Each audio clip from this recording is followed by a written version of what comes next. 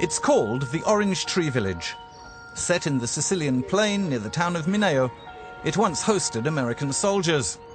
Circled with barbed wire, the compound has become the largest centre for refugees and asylum seekers in Europe. It looks like a holiday resort, but the place has packed in up to 4,000 asylum seekers, and this centre in Mineo is also at the heart of a huge corruption scandal. Targeted in an investigation last year that led to the partial dismantling of the crime ring known as Mafia Capitale, the centre is now under judicial administration.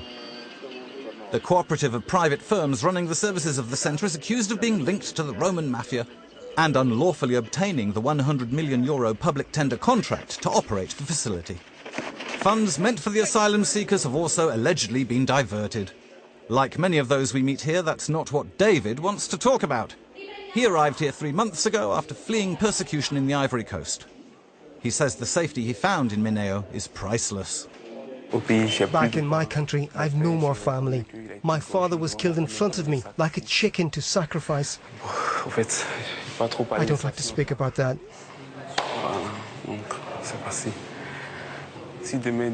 If tomorrow I'm sent back, what will be my fate?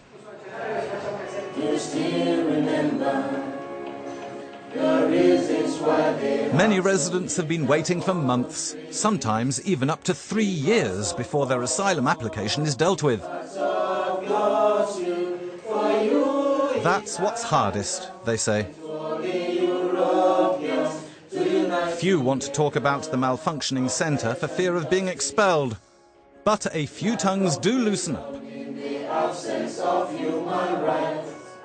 They rescued me from the Mediterranean Sea, yes, we know, but the money they are paying us is not what they are giving us. It's why I was 5 cents, not up to 2.5, and they are giving us rice every day.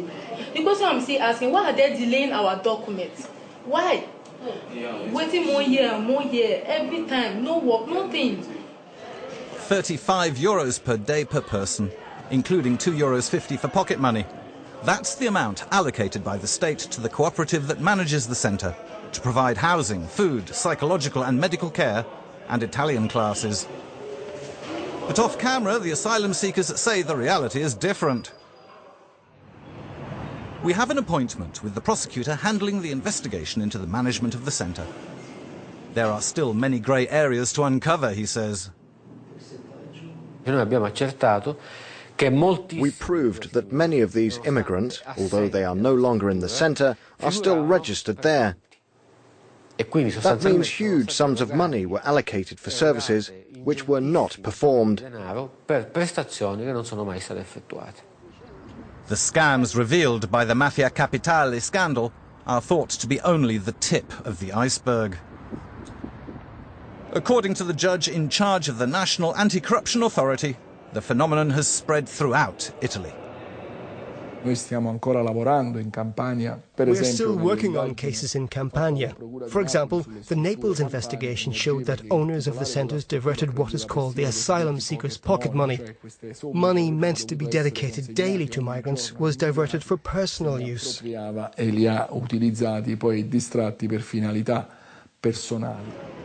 head for Naples, in the Campania region. Clément came from Ivory Coast more than a year ago. He is still waiting for an answer to his request for refugee status.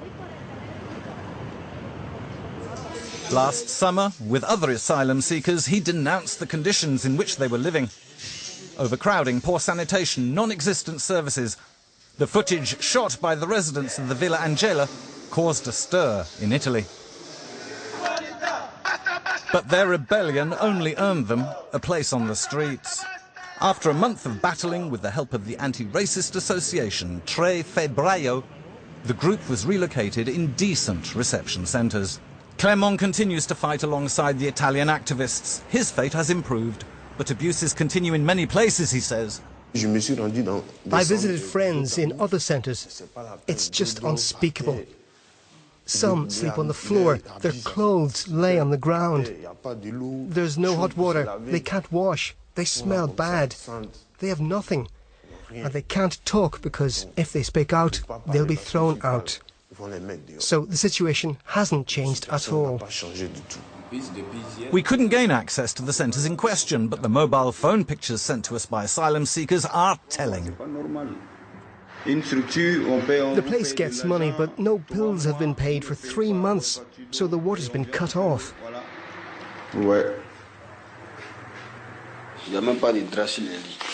There are no sheets on the beds. This is what bites us.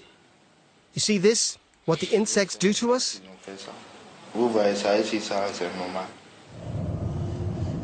The activists take us to a derelict tourist area near Naples known for the strong presence of the Camorra. Run-down hotels line the road for miles.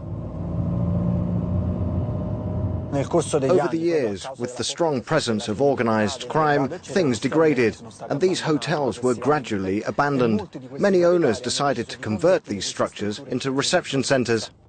Here too, many abuses were reported, and several of these improvised centres were closed.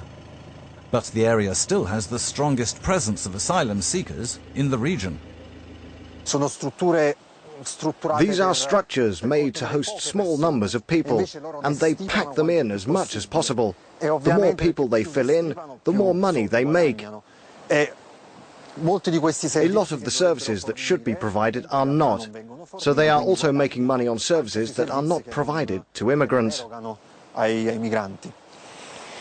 Now we'll try to get into one of these hotels, but it probably won't be easy.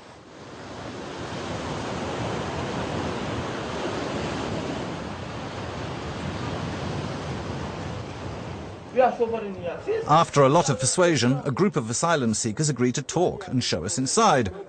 But the manager refuses to let us in, referring us to the company that contracted him. We give them shelter, we feed them, we give them what we can give them. We're not making business out of them. That's not my problem.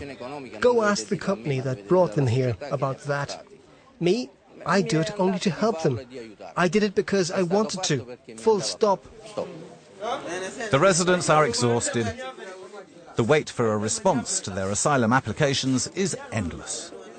Officially, local authorities can't cope with the numbers, but many accuse some officials and centre managers of making money out of the delays. If it is hard, 103 people here, they give only 3 person document. Why that? Why that? We are here 1 year, 7 months without a document. How that comes? They are all making business in us here. Even they don't talk about our health issue. They don't talk about our money issue. They don't talk about our working issue. Everything is closed here. We are here in the darkness.